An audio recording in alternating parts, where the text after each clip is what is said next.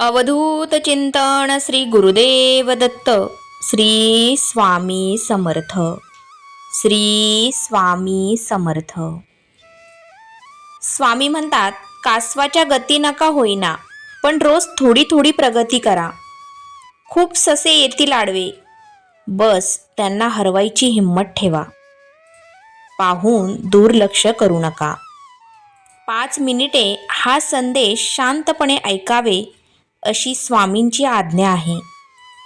स्वामी म्हणत आहे, मला माहीत आहे तू जीवनामध्ये खूप दुःख यातना सहन करत आहेस.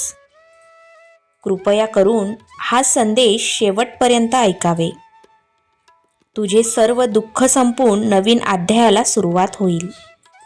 ऐकून बघ. जर का तुम्ही स्वामी भक्त असाल तर आत्ताच आपल्या व्हिडिओला लाईक करून चॅनलला सबस्क्राईब करा आणि कमेंटमध्ये स्वामी आई मी तुझं बाळ आहे असे टाईप करायला विसरू नका. नशीबवान ठराल. स्वामींचा आजचा संदेश तुमच्यासाठी आहे. शांतपणे ऐकावे. आजचा स्वामींचा प्रथम संदेश.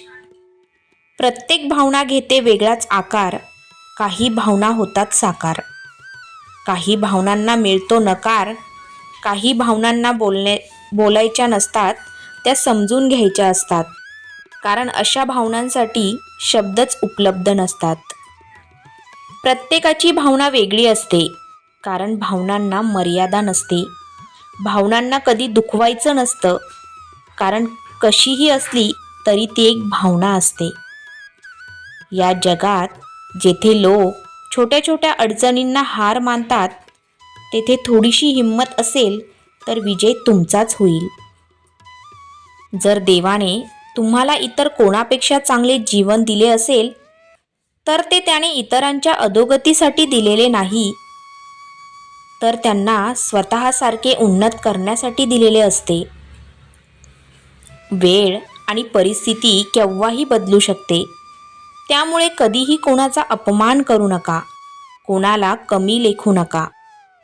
तुम्ही शक्तिशाली असाल, पण वेळ तुमच्यापेक्षा जास्त शक्तिशाली आहे. आयुष्यात जेव्हा कधी वाईट वेळ येते तेव्हा धीर धरा, कारण वेळ कोणतीही असो ती नक्कीच निघून जाते, पण सोबतच काहीतरी शिकवून जाते. आयुष्यात चुका करून माणूस जितका दुःखी होत नाही, तितका त्या चुकांबद्दल पुन्हा पुन्हा विचार करून दुःखी होत असतो. ज्या व्यक्तीच्या हृदयात खरी माणुसकी असते, त्या व्यक्तीची विचारसरणी नेहमीच अशी असते की मला मिळालेलं दुःख कोणालाही मिळू नये आणि मला मिळालेलं सुख सर्वांना मिळावं. नक्कीच तुम्ही त्याच्यातले एक असावे. सहमत असाल तर होय, बरोबर आहे, स्वामी कृपा आहे असे टाईप करून तुमची सहमती दर्शवा. आपण जर फक्त संपर्कातल्या प्रत्येकालाच खुश ठेवण्यासाठी कर्म करत आणि जगत राहिलो तर आपण झिजून झिजून संपून जाऊ. पण इतर लोकांच्या अपेक्षा कधी संपणार नाहीत आणि तरीही कुणी ना कुणी तुमच्यावर नाखुश असेलच. हे लक्षात ठेवा की लोक घोड्यावरही बसू देत नाही आणि पायीही चालू देत नाही. त्यापेक्षा स्वतःशी प्रामाणिक राहून आणि आपल्या अंतरात्म्याचे ऐकून त्यानुसार कर्म करा.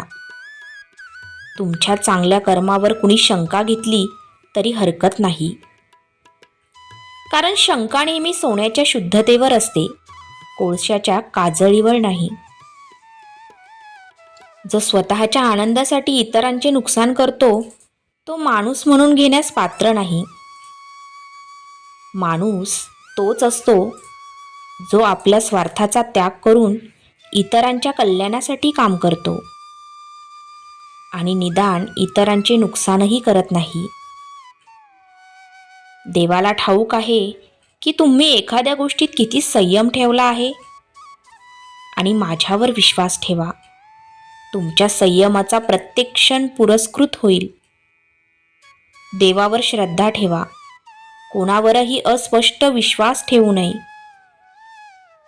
कारण मीठ आणि साखरेचा रंग नेहमी सारखाच असतो. प्रत्येक छोटासा बदल हे मोठ्या यशाचे कारण असते. त्यामुळे बदल करायला घाबरू नका. जे लोक खऱ्या माणसाचे हृदय तोडून आनंद शोधण्यासाठी तिसऱ्या व्यक्तीकडे गेले, त्यांचे विचार करणे सोडा. त्यांची अनेकदा फसवणूक ही होणारच आहे. माणसाच्या चांगुलपणावर सगळेच गप्प बसतात, पण चर्चा त्याच्या वाईटावर झाली तर मुके सुद्धा बोलायला लागतात. सहमत असाल तर व्हिडिओला एक लाईक करून तुमची सहमती दर्शवा. बदला घेण्याचा विचार करू नका. आरामात बसा आणि प्रतीक्षा करा. ज्यांनी तुमचे वाईट केले आहे, शेवटी त्यांचेही वाईट होणार आहे. आयुष्यात जे काही घडते ते चांगल्यासाठीच असते. वाईट वेळ येते जेणेकरून आपल्याला चांगल्या वेळेची किंमत कळू शकेल. आणि लोक बदलतात जेणेकरून आपण त्यांचे खरे चेहरे ओळखू शकू. ते काय होते आणि आपण त्यांना काय समजत होतो. जेव्हा पाणी घाण असेल तेव्हा ते ढवळू नका, तर ते शांत राहू द्या. म्हणजे घाण स्वतः शांत होते. तसेच जीवनात जेव्हा समस्या येतात तेव्हा अस्वस्थ होण्याऐवजी शांत राहून विचार करा. यावर उपाय नक्कीच सापडेल. तुमची स्वप्न का पूर्ण होत नाही याचा विचार करू नका. धाडसी लोकांचे हेतू कधीच अपूर्ण राहत नाही. ज्यांचे कर्तृत्व चांगले असते त्यांच्या आयुष्यात कधीच अंधार नसतो.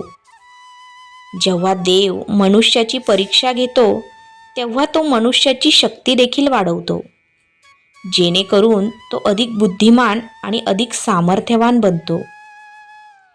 ज्याप्रमाणे कडुलिंबाच्या मुळावर दूध टाकून सुद्धा ते गोड होऊ शकत नाही, त्याचप्रमाणे तुम्ही एखाद्यासाठी हृदय जरी फाडून टाकले तरीही ती व्यक्ती तुमची होऊ शकत नाही. हे सत्य आहे.